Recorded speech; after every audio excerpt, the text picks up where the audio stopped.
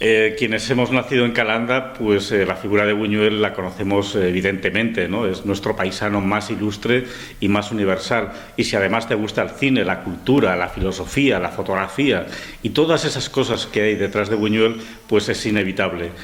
Yo nací en Calanda, como Buñuel, muchos años después, pero he tenido la suerte de diseñar los contenidos del Centro Buñuel de Calanda y además de, a partir de entonces, de crear un montón de exposiciones temporales que han viajado por todo el mundo, desde Australia, no sé, por toda Europa, por América. La verdad que es un verdadero placer hacer cosas que tienen que ver con alguien tan importante como Buñuel y contribuir de alguna forma a mantener vivo el legado de Buñuel y, bueno, quizá incluso ser un poquito embajador de Aragón, porque tampoco se nos conoce mucho en el exterior. Y yo creo que Buñuel es una buena bandera aragonesa. Sí, bueno, en el año 2000 se inauguró el Centro Buñuel de Calanda. La inauguración la hizo el entonces príncipe de Asturias, Felipe de Borbón, actual rey de España. Y dentro de los actos pues se le entregó una carpeta con unos grabados y la carpeta se hizo aquí al lado, la hizo Jesús Pelegrín. Y bueno, y la verdad es que son viajes por la memoria, ¿no? Viajes que tienen que ver también con el recuerdo de películas. Él hablaba de una que le había marcado mucho, que es El Ángel Exterminador, una en la que extrañamente los personajes no pueden salir de una casa que está en México, que yo tuve la suerte de localizar y de encontrar, sigue existiendo en el DF, y también películas que le han marcado mucho, me comentaba él, como Viridiana, ¿no? Que es nuestra única palma de oro en español, o sea, concedida a España. Bueno, en este caso es una coproducción España-México, pero la única palma de oro concedida a España por el Festival de Cannes, que siempre ha sido muy rácano con los españoles. A Buñuel no le gustaba mucho viajar.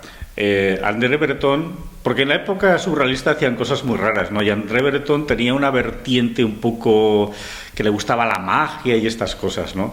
Y le hizo una carta astral a Buñuel en la que decía que él iba a morir en una tierra lejana y que había mar de por medio y estas cosas, ¿no? Y entonces Buñuel le dio un poco de miedo a hacer viajes, ¿no? Y aparte que a Buñuel le gustaba regresar a los sitios que ya conocía, ¿no? Por ejemplo, una vez le invitaron a un festival importante y prestigioso en la India y le pagaban el viaje y todo, y dijo, no voy a ir. ¿Qué hago a las 5 de la tarde en Nueva Delhi? No sabía qué hacer ahí, ¿no? Y dice, pues ¿qué voy a hacer a las 5 de la tarde, ¿no? Le gustaban mucho sus ritmos y un festival al que sí que fue Cannes, que era muy importante para él, para su cine, para su prestigio internacional también. Y a México llegó un poco de casualidad, tuvo que salir de España, exiliarse tras la guerra civil, porque, bueno, pues lo hubieran matado directamente, como mataron a su amigo Federico García Lorca y a tantos intelectuales españoles, ¿no? Y estuvo en Estados Unidos, no consiguió filmar allí, pero poco por azar recaló en México y bueno, fue el país que lo acogió en el exilio y le permitió volver a filmar y hacer un cine bastante libre para lo que era la época, y además un cine que bueno, pues que volvió a la palestra a un Buñuel fuerte, enérgico, con películas que de repente producían auténticos terremotos, ¿no? Como la película Los Olvidados, ¿no? Que también triunfó en Cannes, tuvo un triunfo menor, pero triunfó ahí después del fracaso que hubo en México, que estuvo 3 o 4 días en el cine antes de ser premiada en Cannes. Y no solamente eso, sino que había voces muy críticas con Buñuel que lo querían expulsar de México por hacer una película de denuncia social, ¿no? Y en aquel momento pues la gente decía que había que contar las cosas bonitas, ¿no? Y no... De hecho, él inventa el llamado tercer cine, el cine de denuncia social, que no existía antes. Y lo inventa Buñuel jugándosela con 50 años y con esta película en México. Pero bueno, Viridiana también fue un escándalo enorme, o sea, se prohibió la película, se prohibió hasta después de la muerte de Franco, nada menos, o sea, se legalizó un sábado santo al mismo tiempo que se legalizaba el Partido Comunista en España, o sea que Buñuel siempre ha sido muy, muy polémico. Bueno, porque yo tengo la suerte de viajar bastante a México, ya es casi mi segundo país, mi segunda patria, tengo un montón de amigos allí y la memoria de Buñuel está muy viva en este país, pero también el interés por su obra, ¿no? Yo cada vez que he llevado una exposición o que he dado una conferencia, el éxito ha sido muy, muy grande, ¿no? Y también, bueno, pues aprovechando estos viajes estuve en los pueblecitos donde se rodó la película Nazarín. Nazarín es una especie de cura Quijote que va viajando por estos pueblecitos, una obra española, pero que Buñuel adapta al México del Porfiriato, ¿no? De una época de la historia de México. Y me di cuenta que Buñuel había elegido estos pueblos porque de alguna forma le recordaban a su Aragón, a su tierra, pero la tierra que él había vivido de niño y de la que sentía una cierta nostalgia. Esas calles polvorientas, esos pueblos prácticamente solitarios, agricultores, pueblos que estaban como anclados en la Edad Media, ¿no? Prácticamente. Y esa tierra la encuentra de una forma Buñuel en México, y antes de rodar la película se va con su cámara Leica, toma como 100 fotografías de todos estos lugares para tener muy claro el rodaje. Eso le permitía ser muy rápido filmando, porque claro, él tenía el control de alguna forma, y ser barato era muy importante para que tuviera libertad para crear. Y yo me fui con un álbum de fotos, con todas estas fotografías, a buscar los lugares donde Buñuel había estado con su cámara tomando fotos, ¿no? Los encontré todos, pude fotografiarlos, filmarlos, y con este material pues se inicia este proyecto que se llama Tras Nazarín y acaba de estrenarse en México. Acaba de estrenarse en México, pero también lo vas a llevar al Festival de Cine de Cannes, al mercado de Cannes. Cannes es el gran mercado del cine a nivel mundial, y tengo la suerte de estar acreditado en este festival. He estado en muchas ocasiones y ahora voy a ir allí porque ya tengo encuentros con amigos, con cineastas, y también un arte de mercado con un agente de ventas internacional, porque yo lo que quiero es que la película se difunda, que se pueda transmitir a través de televisiones, y también que se vea en festivales y en escuelas también de formación, porque es una reflexión sobre el cine, también cómo filmaba Buñuel, y aporta, yo creo que una mirada muy interesante para los estudiosos del cine mexicano y de la obra de Buñuel, y para cualquier cineasta, porque la suerte es que la poética de Buñuel es tan fuerte, tan bruta en muchos sentidos, tan surrealista en otros, tan onírica, que sigue estando viva. Y cualquier creador, no solamente cineasta, fotógrafo, pintor, escritor, cualquier persona que esté vinculada de alguna forma con el mundo del arte o de la cultura, las películas de Buñuel le sacuden, le transmiten emociones, y eso sigue estando vivo. Yo creo que Buñuel no es imitable. Imitar a Buñuel sería lo primero traicionar a Buñuel, porque Buñuel lo que dice, lo que te explica con su cine, lo que transmite es la libertad, y la libertad sale de uno mismo. O sea, si vas a imitar a otro, no eres tú mismo, no eres libre, estás haciendo una imitación. Entonces, en ese sentido, hay muchos cineastas que se sienten herederos de Buñuel porque, de alguna forma les ha marcado. Pues en este documental, en Tras Nazarín, tuve la suerte de entrevistar a Carlos Reigadas, a quien había conocido precisamente en Cannes cuando él presentó su película Post Tenebras Luz, que fue premiada con el premio al mejor director en Cannes, nada menos, y allí nos conocimos. Y luego, cuando estaba con este proyecto, le llamé: oye, que me gustaría entrevistarte, y me dijo: sí, claro, porque él me contó, y lo cuenta también en este documental, claro, que él era abogado y se dedica al cine por cineastas como Luis Buñuel, con películas como Nazarín o Simón del Desierto, que le tocaron tan hondo que le movieron a ser director de cine. Pero lo cuenta también Arturo Ripstein, que su padre era distribuidor, y él estuvo en el estreno de Nazarín, y el final de Nazarín le marcó tanto que hizo que se dedicara al cine. E incluso hizo un homenaje a Nazarín, un homenaje propio, que es El Evangelio de las Maravillas, interpretado también por Paco Rabanne, el mismo actor. Sí, era toda una aventura. He tenido la suerte de encontrar más de 900 negativos en formato 6x6 del rodaje de Nazarín, hechos por sin duda el mejor fotógrafo de América Latina, que es Manuel Álvarez Bravo. Es un material increíble. Muchas de las fotografías son inéditas, con retratos de Buñuel, pero también con fotografías del rodaje de la película, ¿no?, en la que todo se rodaba sobre unos rieles, con la cámara iba montada sobre un carro que se desplazaba, y siempre había también focos. O sea, aunque se rodara con la luz del día, había unos focos muy potentes, porque siempre Gabriel Figueroa, el camarógrafo, grababa con mucha luz. Era una de sus señas, ¿no? y conseguía pues esa fotografía magnífica que hay en la película, ¿no? Y todo esto lo podemos ver gracias a esas fotografías que se han conservado, ¿no? Que también, bueno, pues muestran cómo era la industria mexicana del momento. ¿Cuánto tiempo de vida tiene un documental? Este documental, el anterior, se convierten en piezas históricas de estudio que se conservan en el centro que tú diriges. Entiendo que también estarán en las bibliotecas, en las filmotecas. ¿Cuánto tiempo tiene este proyecto y cuál es el próximo? Bueno, el proyecto fueron 2 años de realización, pero claro, mi vinculación con Buñuel viene como mínimo desde el año 2000. Entonces, a partir de ahí encontré, para una exposición que hice sobre los olvidados, cuando fue reconocida Patrimonio de la Humanidad por la UNESCO, una caja con unas 1000 fotografías en Filmoteca Española, unas fotos chiquitas que parecían fotos fijas de las películas de Buñuel. Estudiándolas con más detalle, descubrí que en alguna de las fotos aparecía el hijo de Buñuel, con lo cual no podían ser fotos en el rodaje, y él me confirmó que eran fotos que hacía su padre haciendo el scouting, o sea, antes del rodaje es ir con la cámara a fotografiar los lugares donde va a transcurrir la historia, ¿no? Y eso lo hacía el propio Buñuel y le permitía tener la película totalmente en la cabeza y ser muy barato, y eso le daba la libertad creadora porque realmente no arriesgaban mucho los productores y siempre les podía salir algo especial, ¿no? Tratándose de Buñuel, que siempre les gastaba muchas bromas y les decía, bueno, no os preocupéis, si la película sale corta ya pondré un sueño, ¿no? Y entonces ellos se asustaban mucho, ¿no? Porque ya parecía que iba a hacer una película surrealista que nadie iba a entender y que iba a ser solamente para especialistas, ¿no? Buñuel.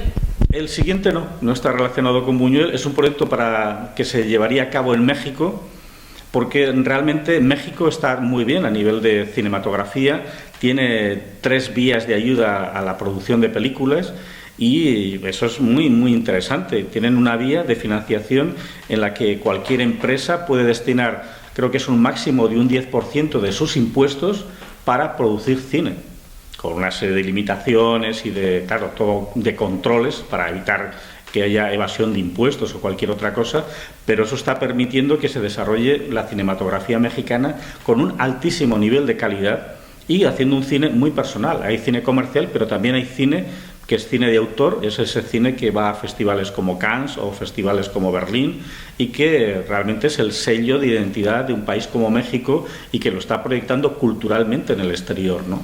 Entonces ya son proyectos los que yo me planteo, y eso siempre con México, que es, como decía antes, mi segundo país, mi segunda patria, ¿no?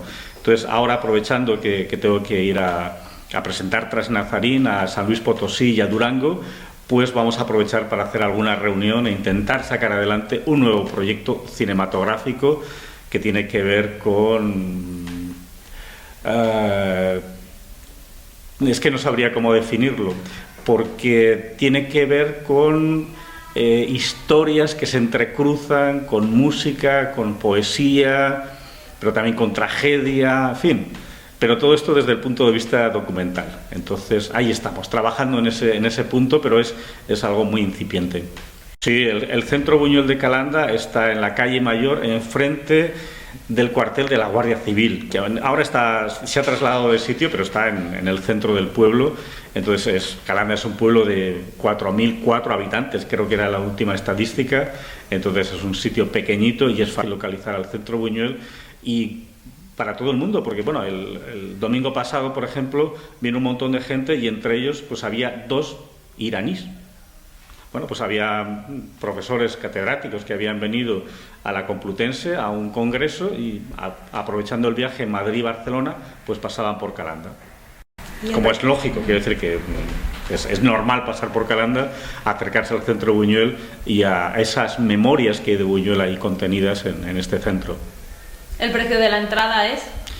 El precio de la entrada varía si es para grupos o es para visitas individuales, y no lo sé, realmente no me acuerdo, pero figura en la página web, que es cbcvirtual.com. No recuerdo en este momento cómo están las tarifas, pero es muy barato, muy, muy, muy barato. En plena guerra civil tiene que ir a Francia, a París, reclamado para hacer tareas con la Embajada de España. De hecho, colaboró en uno de los proyectos, yo creo que más importantes que hizo la República en una época de guerra, que fue su participación en la Exposición Internacional de París del año 1937, en la que había una pantalla que Buñuel proyectaba películas en apoyo a la República Española, pero en la que también hubo un cuadro justo al lado de la pantalla, que era el Guernica de Picasso, que sin duda es una de las obras más emblemáticas de la pintura del siglo XX, y estaba allí y fue un encargo de la República. Después Hollywood iba a hacer películas en apoyo a la República también, y hacía falta una supervisión histórica para que evitaran errores por falta de información, ¿no? Y en ese sentido Buñuel fue enviado a Hollywood para hacer esta labor de supervisión histórica. Nada más llegar se cancelaron los proyectos porque Estados Unidos decidió la no intervención en la Guerra Civil Española, algo que hicieron muchas democracias cuando, por otra parte, los fascismos de Alemania y de Italia estaban apoyando directamente a Franco, e incluso pseudodemocracias como la de Inglaterra también estaba apoyando a Franco.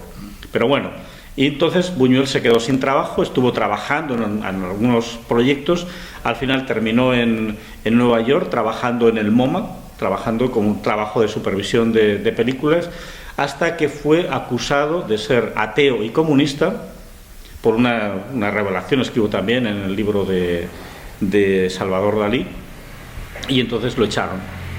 Estando en el paro, pues surgió un proyecto para rodar una película basada en una obra de Federico García Lorca, de su gran amigo Federico García Lorca, en Londres, en Europa en principio. Con el productor hicieron un viaje vía México, y cuando llegaron a México pues les dijeron que no tenían los derechos, que la familia los había vendido a otra productora, con lo cual Buñuel llegó a México y se encontró que no tenía trabajo, no tenía nada que hacer allí. Entonces el productor, para compensar, le ofreció hacer una película, que era una película musical, que fue un gran casino y un gran fracaso de Buñuel, que estuvo 2 años sin trabajar, porque imaginaros, Buñuel después de tantos años y haciendo una película musical con Jorge Negrete y Libertad Lamarque, que fue un auténtico fiasco, ¿no? Pero ya se quedó en México, empezó a trabajar, allí se reencontró con sus amigos exiliados, que claro, México fue el país que ganó la Guerra Civil Española realmente, porque España quedó destrozada, con muchísima gente asesinada o exiliada, y el país donde más gente fue, y fueron artistas, creadores, fueron también tipógrafos, actores, un montón de gente, maestros, por ejemplo, profesores, pues terminaron en México y, levantaron culturalmente ese país. Huyó de la caza de brujas, ¿no? Buñuel, hubo una caza de brujas en Estados Unidos y entró en esa lista negra. Buñuel probablemente fue la primera víctima de McCarthy, de la caza de brujas que se desataría en Hollywood y en Estados Unidos. Y probablemente fue el primero en sufrir esa caza de brujas, aunque es importante saber que todos sus proyectos nunca triunfaron en Estados Unidos y nunca consiguió filmar allí. Años más tarde, cuando ya era famoso y reconocido, a veces productores de Estados Unidos le ofrecían filmar allí y él siempre se negó, nunca quiso ya saber nada con Estados Unidos y con Hollywood. Hizo una película, 2 películas realmente en coproducción con Estados Unidos: La joven, una película sobre el racismo que fue muy mal recibida en Estados Unidos, y una película en color, una película de aventuras, pero con el sello de Buñuel, que es Robinson Crusoe. Actual. Yo creo que en el cine actual queda la influencia de Buñuel, directa o indirecta, queda en muchos cineastas. Queda, por ejemplo, homenajes como la película de Carlos Saura, que le hizo pensando precisamente en Buñuel y como protagonista, ¿no?, que es La mesa del rey Salomón. Queda la influencia en el cine de denuncia social, que es heredero de Los olvidados de Buñuel y de un documental anterior llamado Las Urdes, que hizo justo en la época de la República, antes de la Guerra Civil. Y también queda elementos que tienen que ver con el surrealismo, con esa forma de contar historias, Y yo creo que todo eso está muy presente en muchos cineastas en mayor o menor medida. Pero desde luego lo que no hay es un heredero, entre comillas, de Buñuel. No hay nadie que, en mi opinión, sea como un segundo Buñuel o alguien así. Precisamente por lo que contaba, porque para seguir a Buñuel tienes que ser tú mismo. Y desde el punto de vista técnico, encuadres, guiones o tratamiento de los personajes, de las historias. Buñuel estudió entomología, le interesaban muchísimo los insectos y eso se nota en sus películas. Los personajes muchas veces son como insectos que él de alguna forma los está estudiando y eso le da un aspecto como muy peculiar, ¿no? Buñuel también le gustaba mucho investigar y de alguna forma también todo lo que era la técnica, los avances técnicos, lo que permitía mejorar el lenguaje cinematográfico le interesaba mucho, aunque él siempre lo negaba y decía que no, a mí la técnica no me interesa nada. No era cierto, le interesaba mucho, pero lo que no le interesaba nada era contarlo, no le gustaban las entrevistas. Y muchas veces decía, ay, es que no oigo, ponía algún inconveniente para librarse de los periodistas, ¿no? Entonces, yo creo que a nivel técnico Buñuel aprovechó todos los recursos que había, fue uno de los primeros, por ejemplo, en usar un monitor con una cámara de vídeo junto a la cámara de cine para estar viendo, digamos, en tiempo real cómo se estaba filmando. No le gustaba filmar más que una vez, él no era de los que filmaban muchos planos, filmaba y luego ya, pues en 2 días montaba la película, simplemente era quitar las plaquetas, pegarla y ya está. Era realmente muy rápido trabajando y muy barato, como comentaba antes, ¿no? Entonces, en ese sentido, técnicamente, Buñuel es bastante eficaz. Va a lo que le interesa y juega mucho con primeros planos, metiendo pues de repente en la narración pues el pie de una mujer o elementos que tienen que ver con un cierto erotismo o con elementos que van directos al subconsciente, ¿no? Entonces eso era su forma de, digamos, de contar las historias teniendo muy presente el surrealismo siempre, ¿no? Y eso, pues, heredero, ahora, por triste que sea, heredero del surrealismo es la publicidad, sobre todo, ¿no? Que hace esas cápsulas pequeñitas, pero que juega con el humor o juega con el erotismo, juega con otras cosas para, de alguna forma, llegar al cerebro del espectador y transmitir, dejar ahí su carguita de veneno, que es un poco lo que hacía Buñuel también con sus películas, ¿no? Que hay planos ahí que consigue de repente chocar, ¿no? O sea, desde hacer una película con 2 actrices distintas, una rubia y una morena que interpretan el mismo personaje, o poner escenas como, por ejemplo, la cabeza de Fernando Rey en el badajo de la campana mayor de la Catedral de Toledo, ¿no? O sea, en una escena que está la cabeza cortada moviéndose como un badajo, ¿no? Con elementos realmente que chocan al espectador, ¿no? Y todo eso yo creo que ha quedado pues en los videoclips de Lady Gaga, por ejemplo, o en la publicidad, lamentablemente.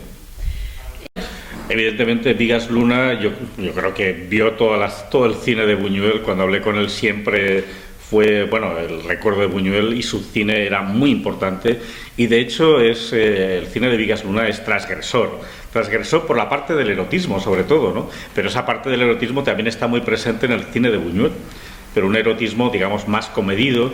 A Buñuel decía que le repugnaban los besos en la pantalla, ¿no? Porque salían muchos, ¿no? Decía, si nadie hubiera mostrado un beso en la pantalla, yo lo haría encantado, ¿no? Pero como salen tantos ya me repugna y no lo quiero poner, ¿no? Entonces él, bueno, juega y el erotismo está muy, muy presente en su obra, ¿no? Y esa transgresión de lo real, de lo, digamos, oficial, de lo burgués, de lo acomodado que hace Buñuel, pues Vigas Luna está muy, muy presente también. Buñuel sigue estando vivo. Mi consejo es que vayáis a Calanda, que vayáis al Centro Buñuel de Calanda, que os paséis por allí, que sintáis un poco esa huella de Buñuel, os dejaros llevar, ver su cine, porque realmente Buñuel sigue siendo inspirador, transgresor, inspirador, y para cualquier creador yo creo que es un veneno necesario.